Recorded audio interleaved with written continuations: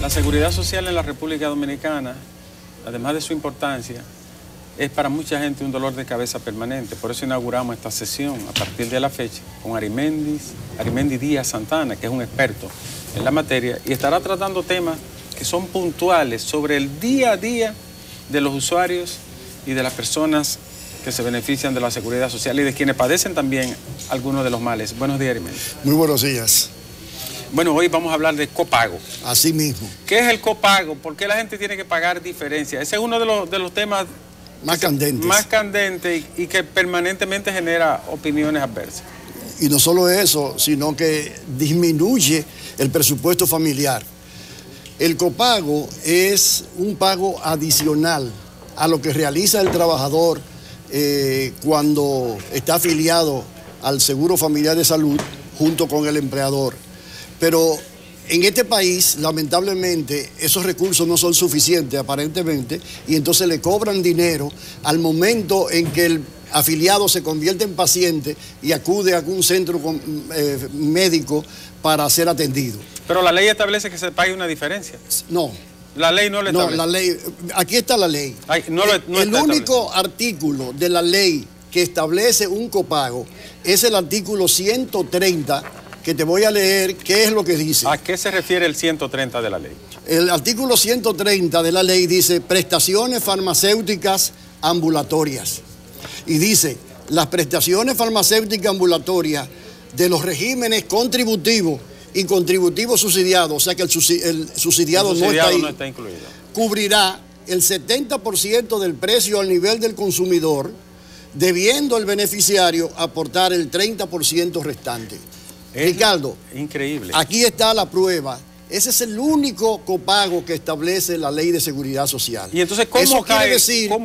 Eso quiere decir que todos los demás copagos caen al margen de la ley, para decirlo con elegancia. Sí, pero está establecido, instituido, le cobran a la gente diferencia. Claro, pero si aquí hubiese un régimen de derecho, una justicia independiente, cualquier ciudadano podía establecer la invalidez constitucional y legal de esos copagos que no están contemplados en la ley. Vamos a decirlo de forma sencilla, porque usted acaba de especificarlo de manera técnica. Miren, no está establecido por ley que un ciudadano que va a un centro de salud tenga que pagar una diferencia de... Hay gente que paga 1.500 pesos de diferencia. Y 2.500 y hasta 3.000. Y hasta 3.000 pesos dependiendo de la especialidad.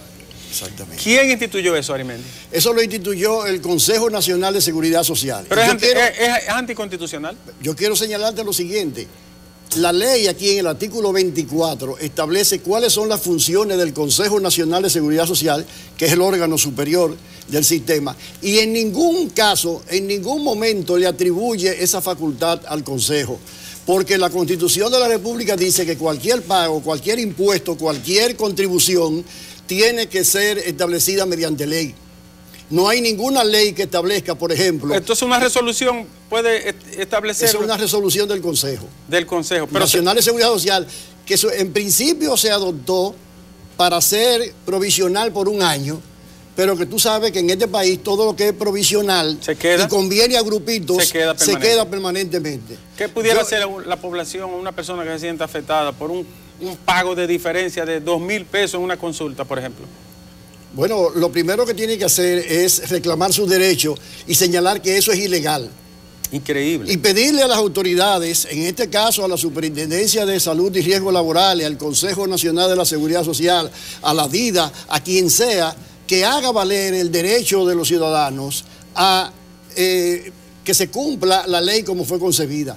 Yo traje un gráfico, si me permiten hacer una pequeña explicación para que tú veas, Ricardo, cuál es la implicación que tiene eso. Aquí está el gráfico. Bueno, como ustedes ven en ese gráfico, ahí se ve claramente, ese gráfico es base a un estudio que se hizo con la participación de INTEC y otros organismos de reputación. ¿Durante qué tiempo se hizo?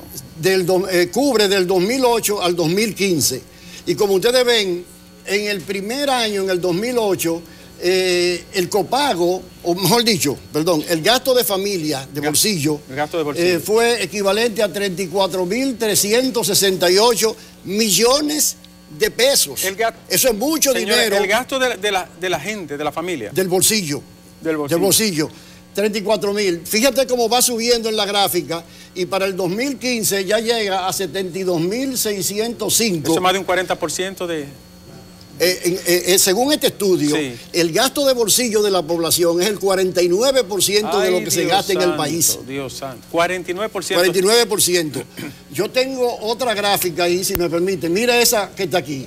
Fíjense cómo se distribuye el gasto nacional en salud del 2015, que es la última información que tenemos, en donde usted ve que la parte roja que dice copago equivale al 40 y... Tiene un 41%. 41%, ¿no, verdad? De copago. Y el verde, que es el del Estado, 37%. 37%. O sea, eso quiere decir que las familias dominicanas están aportando más a su propia salud que el Estado dominicano. Increíble. A pesar del crecimiento que durante los 50 años últimos ha tenido la gente como quiera tiene que solventar el 40% de los gastos. Y esa es una violación al principio de la Ley de Seguridad Social, porque uno de los objetivos primarios que tuvo esta ley era precisamente reducir el gasto de bolsillo. ¿Por qué? Porque el gasto de bolsillo penaliza a los enfermos, claro, y particularmente a la población más pobre y vulnerable. Entonces el gasto de bolsillo, según la Organización Mundial de la Salud, se convierte en una barrera que impide el libre acceso de la población más pobre y vulnerable a los servicios esenciales de salud. Increíble. ¿Y por qué la superintendencia, que es el órgano que debe de protegernos, ¿no?, y regir esto, permitió que se instaurara ese modelo así? No, pero esa no es la pregunta, porque la superintendencia es un órgano por debajo del consejo. El consejo es el órgano superior. Pero la superintendencia se supone que debe de protegernos. Sí, pero si hay una decisión del consejo, el consejo es que tiene que eliminar esa decisión. Ningún órgano por debajo del consejo puede actuar en función de eso. Tienes razón. Entonces, ¿a quién correspondería dentro de los órganos? Al Consejo Nacional de Seguridad Social, porque fue quien lo estableció. ¿Y por qué el Consejo vota una decisión así a sabiendas de que va a contrapelo de la ley que perjudica a los usuarios? Mira, hay una explicación larga sobre ese asunto. Tú recuerdas que el Seguro Familiar de Salud Contributivo se pospuso como 9 veces. Claro que sí. ¿Por qué ocurría eso? Porque no había suficiente información para poder calcular con precisión lo que costaba cada una de las prestaciones y de los servicios que se iban a hacer. Sí. Todavía en ese momento yo era el gerente general del Consejo de la Seguridad Social y yo señalé que la forma de salir de ese impasse era buscar una manera provisional de comenzar el Seguro Familiar de Salud para acumular la información necesaria y al cabo de un año, con esa información, entonces hacer los cálculos reales de lo que costaba el plan básico de salud.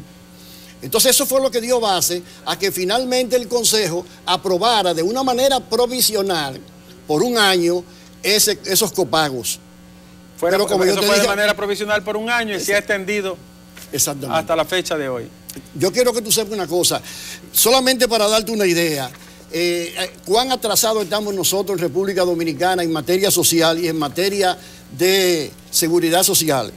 Es que el gasto de bolsillo, por ejemplo, en Cuba, apenas es el 4% del total del gasto nacional en salud. En Colombia, el 15%. En Uruguay, el 16%. En Panamá, el 22%. Nosotros tenemos el 49%. Eso es Costa Rica, el 25%. Sí. Del gasto total, ese es el gasto de bolsillo.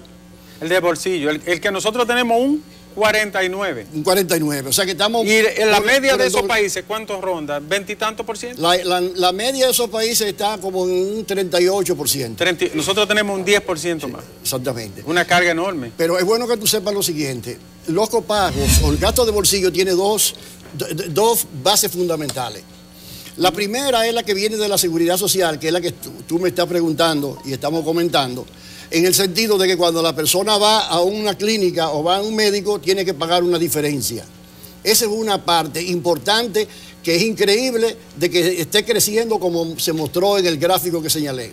Y la segunda, tan grave como la primera, es cuando la población que no está afiliada a la seguridad social acude a un hospital público y resulta que allí no hay medicina, que no hay material para hacerle un análisis de laboratorio, que no hay placa para hacerle una radiografía, etcétera, etcétera. Y esa persona, esa familia tiene que salir a la calle, a un negocio privado por ahí, a pagar de su dinero, de su bolsillo, para poder sufragar ese compromiso. Mire, es un tema espinoso además, es latente. Arismendi ha sido nuestro primer encuentro en ese sentido. Ya estaremos desarrollando mucho más sobre el copago o pago de diferencia y otros temas que son, yo diría que son tan frontales y tan puntuales para la gente, que lo vive, lo sufre la gente, porque nuestro país tiene que darse de esa manera. Gracias por habernos acompañado este primer día.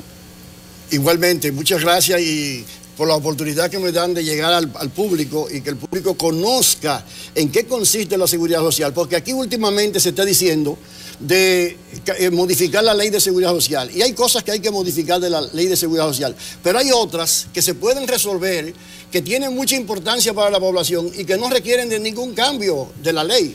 Gracias, Arismendi. Nosotros vamos a la pausa.